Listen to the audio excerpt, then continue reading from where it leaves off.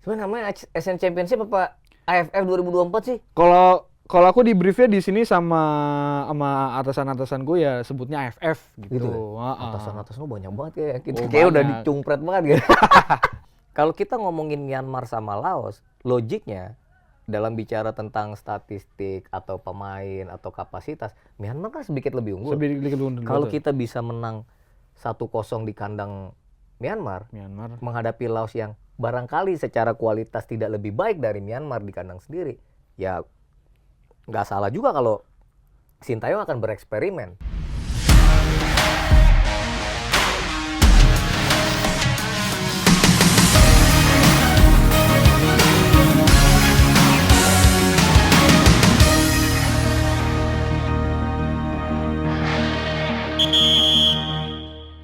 Indonesia berhasil meraih kemenangan pertama di turnamen zona Asia Tenggara yaitu di AFF 2024 yang berkunjung ke Myanmar tadi malam dengan skor 0-1. Tapi bagaimana nanti ketika lawan Laos ya akan dibahas di sini di halftime break bersama gue Dev Refli dan kembali berdua bersama Bang DJ. Yeay! Padahal tadi lu waktu mulai pertama tapping ada kata mencuri, ternyata Iya kan? kameranya belum jalan lagi. Aduh. Iya, jadi Indonesia di grup B AFF tadi malam baru berlaga Bang DJ melawan Myanmar. Kita berhasil mencuri kemenangan dan Kita nyolong ya gitu. Nyolong, karena mainnya di Myanmar kan. Mainnya gitu. di Myanmar. Betul, dengan skor akhir 0-1. Ini sebelum gua kemana-mana langsung gue lempar ke gua aja deh. Iya. Ya akhirnya kan hajatan besar sepak bola di kawasan Asia Tenggara ya. Betul. Itu kan akhirnya digelar ya kan, Asian Championship. Sebenarnya namanya Asian Championship apa AFF 2024 sih? Kalau aku di briefnya di sini sama atasan-atasanku ya sebutnya AFF gitu. Atasan-atasan lu banyak banget ya. Kita kayak udah dicumpret banget gitu.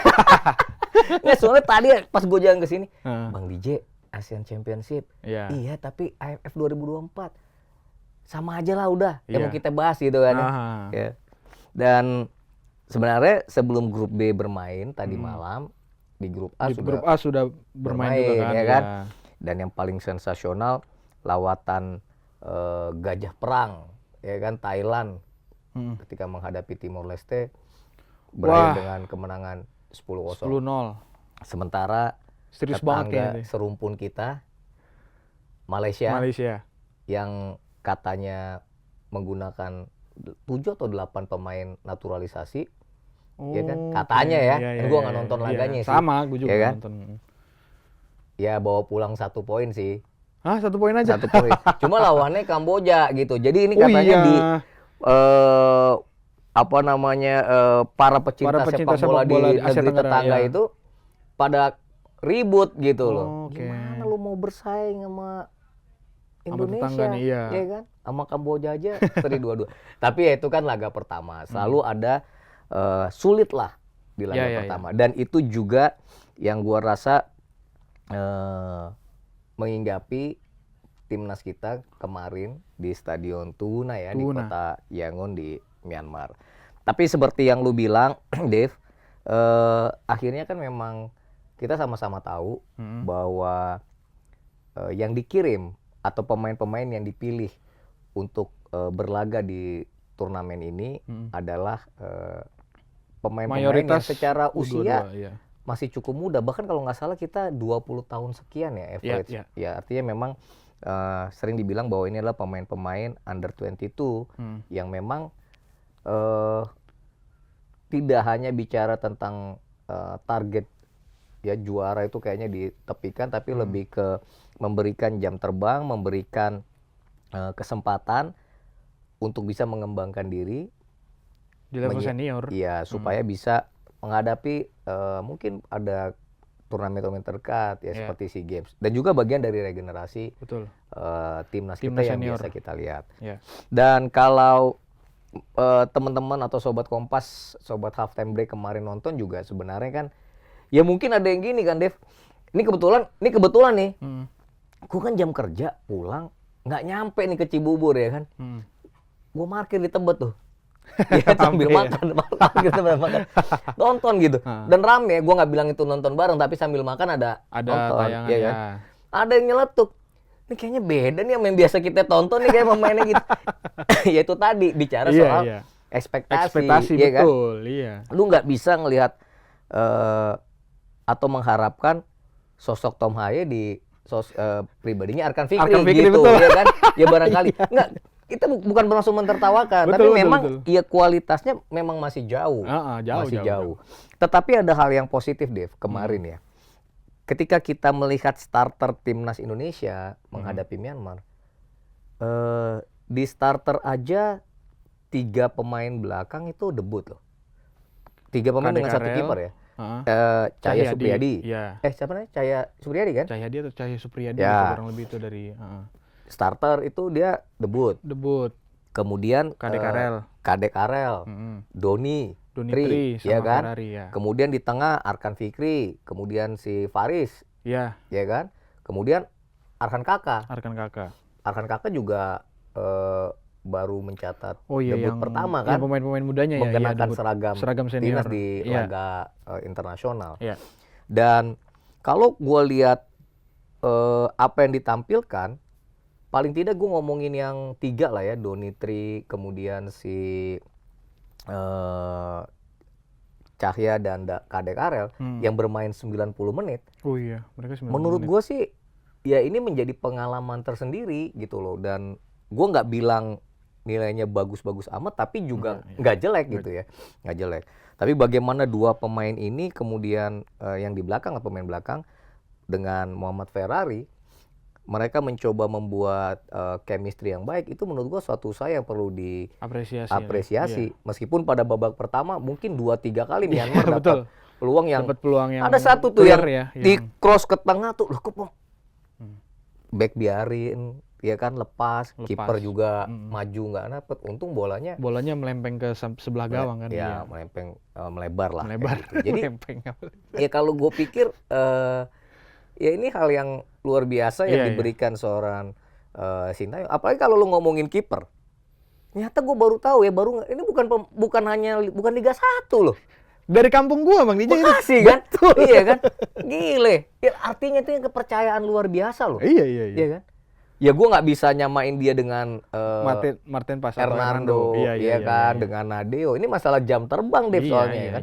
Tapi dengan penampilan dia seperti itu kemarin di 90 menit tetap bermain cukup lugas, cukup tenang di bawah Mistar. Ya gue rasa, ya gue nggak heran kalau klub-klub Liga 1 banyak yang akan ngelirik ya nanti ya, memburu tanda tangan dia untuk bermain di Liga musim 1 depan. Iya.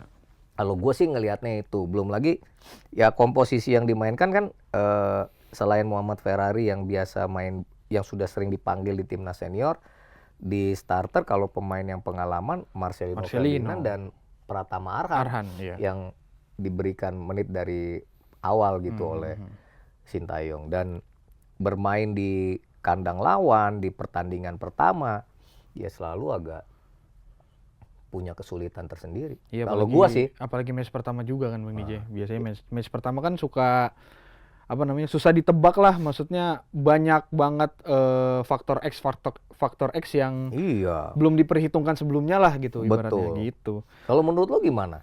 Kalau iya kan? Kalau gue sih dari komposisi pemain, karena emang gue pengen ya pure emang karena pengen lihat potensi dari si pemain-pemain muda ini di U22 ini sih, gue lihat ya memang kelihatan banget ya pemain ini ya betul kata lu, minim jam terbang gitu loh, dan minim jam terbang dan cara mereka bermain dan membaca permainan dan pertandingannya pun ya memang kelihatan masih benar-benar mentah untuk di level timnas yang senior ya gitu. Iya. Jadi memang di match kali ini kalau gua butuh improve lebih banyak lagi lah gitu. Butuh jam terbang lebih banyak lagi lah untuk para pemain muda ini gitu. Apalagi kan babak kedua juga kan ada beberapa pemain masuk yang dimana ya mereka menit bermainnya nggak sebanyak pemain-pemain yang diberikan starter, apalagi sampai 90 menit juga kan Bang DJ. Iya. Jadi gue rasa ya memang momentumnya dan memang tempatnya juga untukku ya cukup pas lah gitu di turnamen ini. Kalaupun misalkan nanti kita bisa melaju lebih banyak lagi ya itu akan sangat-sangat bagus untuk pemain-pemain muda kita, maksudnya biar bisa mendapatkan jam terbang lebih banyak juga. Iya. dan juga dapat levelnya yang walaupun masih di Asia Tenggara ya, tapi levelnya udah level kompetitifnya tuh udah lebih banyak dan lebih tinggi gitu sih Iya, kalau gua. dan itu penting sih karena ya kita tahu bersama bahwa Myanmar juga menyiapkan tim terbaiknya Oh kan. iya, Artinya iya. secara mental itu terasah dengan pemain-pemain muda kita menghadapi mereka yang senior gitu kan. Iya. Kalau lu ngomongin babak kedua masuk lagi 3 pemain yang debut, ya kan? Salah satu yang di depan tuh si lumayan juga nih. Ronaldo. Ronaldo Kuante kan udah, ya terus si siapa veteran Victor Detan. Victor Detan ya, menurut gua mainnya juga cukup oke, Hmm. ya kan. Lepas walaupun di babak kedua ya mungkin masuknya Rafael Struijk dan Asnawi Mangkualam Asnawi, yang itu itu yang membuat pembeda ya, pembeda artinya banget, laga jadi sedikit berubah gitu Iya, kan. iya, iya. Tapi overall kan kalau nggak salah gua mencatat ya, gua nyatet pas kan gua makan di tempat itu kayaknya ini gua belum mungkin 7 atau 8 lah pemain Indonesia yang akan ya akhirnya kemarin mendapat caps pertamanya kan, cap pertamanya dia di timnas senior. Dan seperti yang gue bilang Dev, penting rasanya bagaimana kita bisa percaya satu dengan lainnya gitu Betul, karena itu ini kan dia.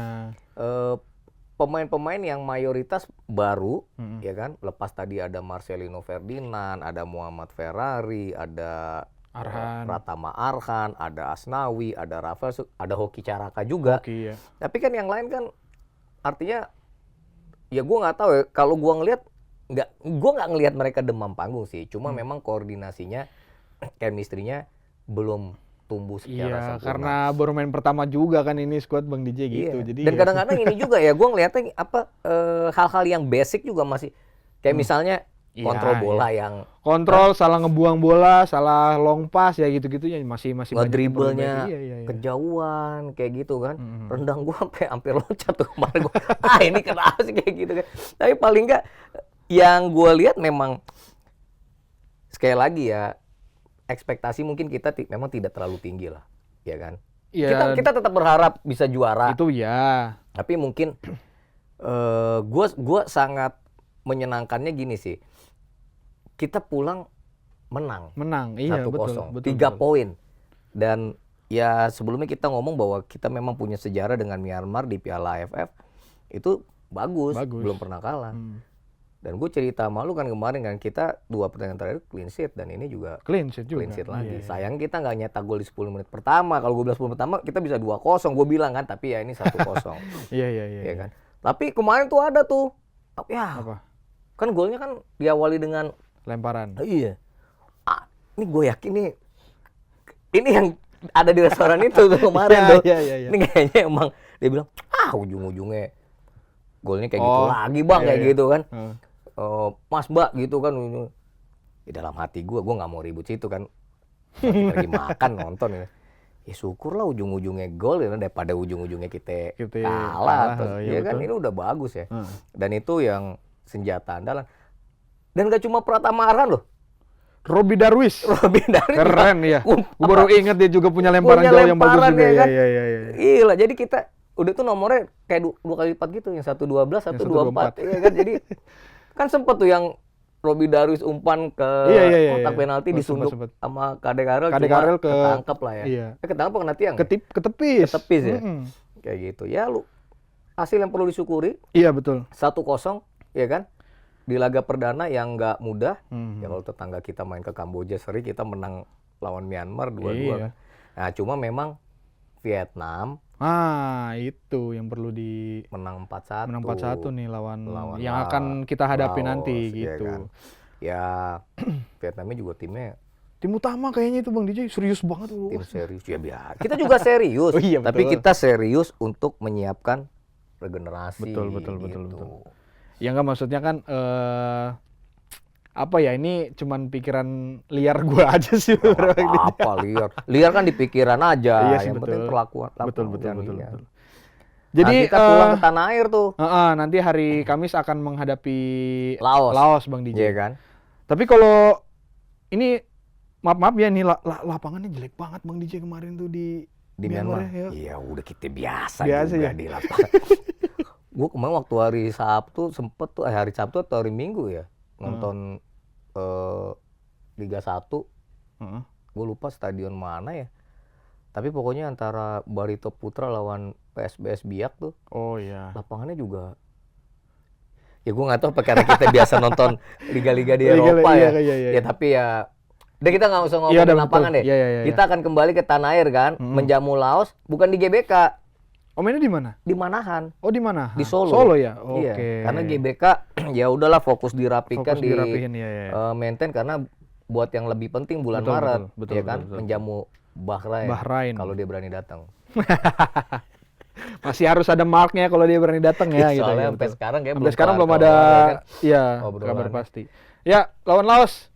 Bang DJ kemarin dihajar sama Vietnam 4-1 dan golnya dari Laos pun juga itu penalti yang tapi penalti kan juga perlu keahlian. Ya bukan. Mbappe aja soalnya berapa kali nggak golin. Ya, bandingannya ke sono. Loh iya, tapi artinya Dev, walaupun penalti, tapi kan gol. Ya. Lu mau ngomongin Laos kan? Bagaimana kans kita menghadapi Laos ya kan? Betul. Yang jelas gini Dev, kalau ngelihat skor akhir, memang Laos dibantai sama Vietnam. 1-4 tuh di mana mainnya? Di mana ya? Wait. Di Laos kan? Di Laos. Di kandangnya Laos kan? Iya betul. Nah, tapi lu harus lihat.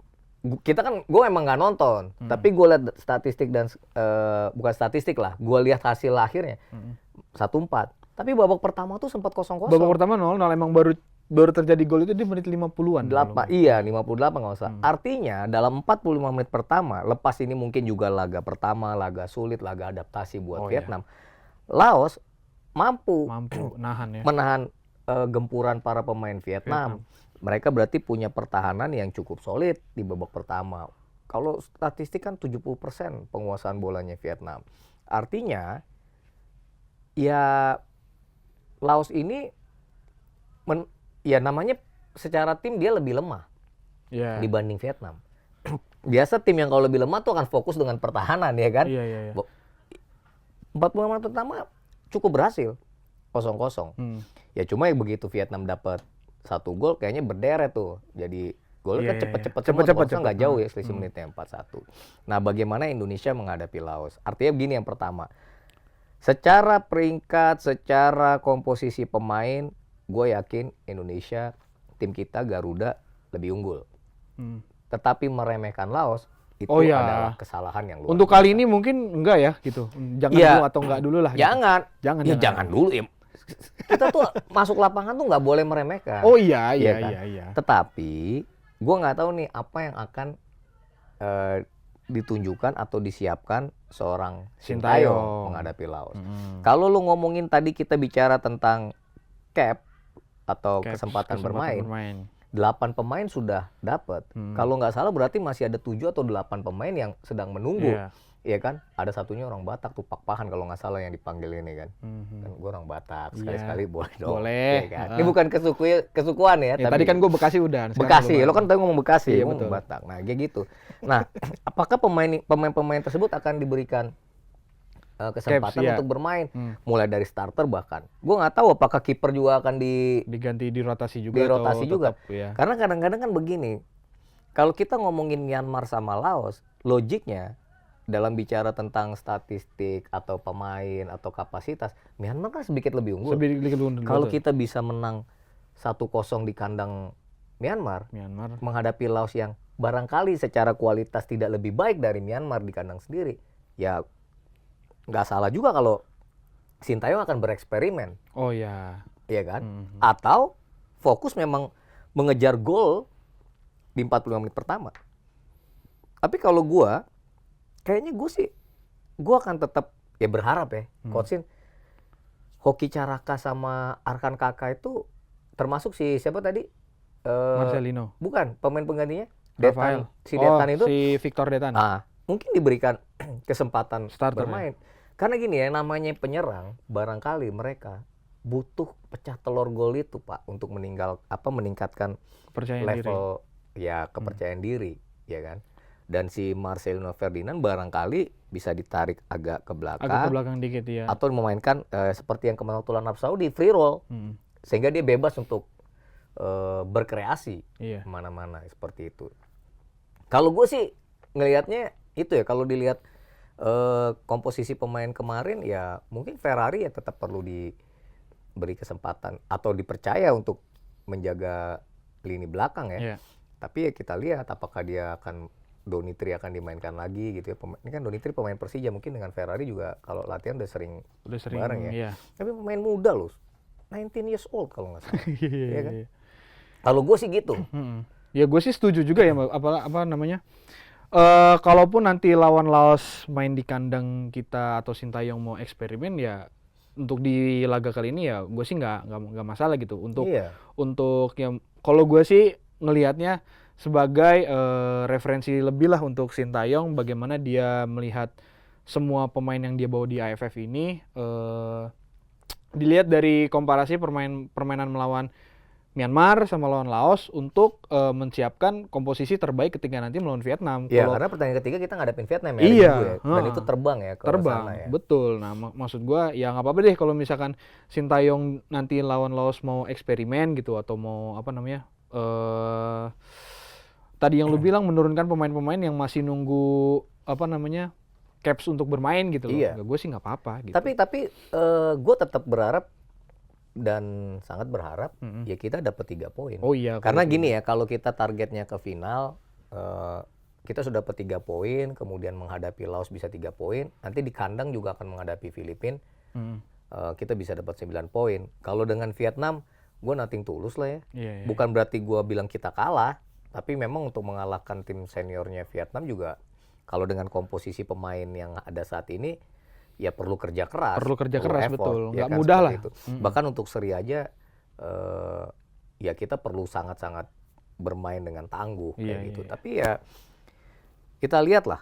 Tapi gue jujur senang sih, Dev. Gue dikit aja dengan Myanmar laga kemarin ya. Gue walaupun masih banyak catatan. Oh ya, itu ya. Tapi karena ekspektasi gue juga tidak terlalu tinggi, ya melihat apa yang kemarin ditampilkan, ya daya juang sih yang gue lihat. Daya juang, tidak mau kalah. Kan penting ya ketika pemain-pemain muda main di level yang lebih tinggi, kena bentur aja langsung cengeng kan bahaya gitu. Tapi kemarin kan tangguh para pemain kita. Cukup dan kita dominan kan. Ya harap kita 58% ya menghadapi Laos, gue harap juga seperti itu. Dan ya kalau bisa sih menang. Dan ngejar golnya rada banyakan dikit dah, iya kan? Iya kan? Hari Kamis ke rumah Bang Yos. Ya, cakep. Makan bakso pakai saus. Cakep. Kita bikin lini pertahanan dia chaos. Kita dapat poin penuh dari Laos. Keren. Iya kan? Iya. Kita bikin pantunnya itu. Si Dev udah hawa-hawa aja dia ya kan? Nyanyi nggak ada nyanyi? Nggak, nyanyi nanti aja edisinya. Yang penting kita tetap dukung. Betul. Garuda, cuma ini kan namanya di Manahan Solo. Jadi buat warga Solo, Jogja, Semarang, Joglo, Semar, sekitarnya, Klaten, ya kan? Ya kalau yang bisa dari Surabaya, penuhi. Stadion Manahan, kita bikin neraka kecil buat Laos, dan yang terlebih, ya Asnawi Mangkualam dan kawan-kawan, secara fisik siap, secara mental siap, habisi Laos. 3 poin buat kita. Mantap. Thank you Bang DJ untuk nasihat dan pesan-pesan untuk sahabat. Bukan nasihat, emangnya gua. Pesan-pesan untuk sahabat Kompas. Nanti besok gua dipanggil Gus DJ lah. Udah kemarin udah itu. Jangan. Itu buat yang lama. Ya, udah. Oke, Bang DJ, kalau gitu mungkin nanti kita ketemu lagi ketika apa namanya? Ya, nanti kita ngobrolin Indonesia Vietnam juga kan, buat semuanya pertandingan-pertandingan. Kita akan tetap kawal Asian Championship AFF 2024 ini. Betul. Sampai tuntas. Kalau bisa sih sampai final. Amin. Dan kalau bisa sih juara. Nggak ada yang mustahil kok. Betul. Tapi itu nanti Bang DJ nggak di sini. Siapa kita? Indonesia. Garuda Jaya. Sampai jumpa di halftime break selanjutnya. Bye-bye guys. Bye.